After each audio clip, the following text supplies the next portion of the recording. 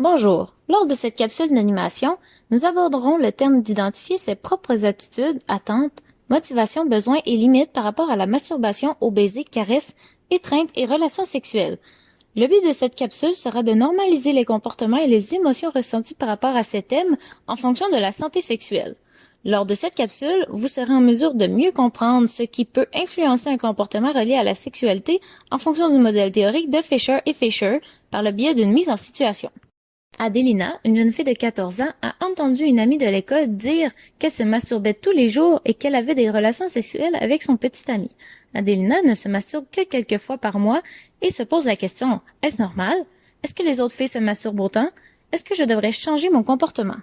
Selon sa motivation personnelle, Adelina a une attitude positive par rapport à cette pratique. Elle croit également que ce comportement est en faveur de la santé sexuelle. Elle accepte son corps, respecte ses propres valeurs, accepte la diversité, s'affirme sur le plan sexuel et le fait dans un contexte sécuritaire.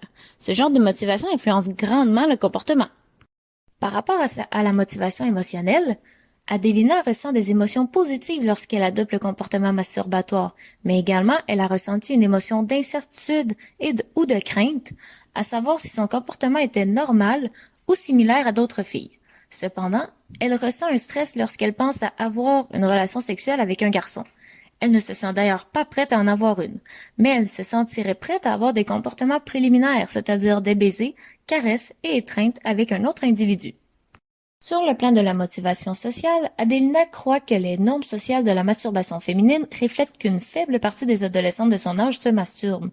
Sa croyance pourrait influencer son comportement de façon à changer celui-ci. Par exemple, en croyant qu'elle est différente des autres en optant pour ce comportement, Adelina pourrait ne plus se masturber du tout pour être comme les autres. Finalement, Adelina perçoit un soutien auprès de son groupe d'amis et de sa famille par rapport au comportement associé à la santé sexuelle, ce qui influencerait le maintien du comportement.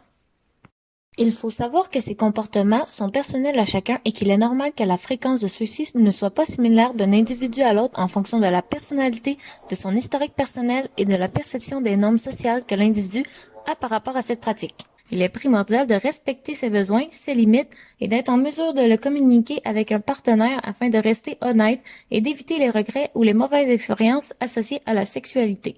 Finalement, ces attitudes, attentes, besoins et limites ne sont pas fixes une fois qu'ils ont été établis.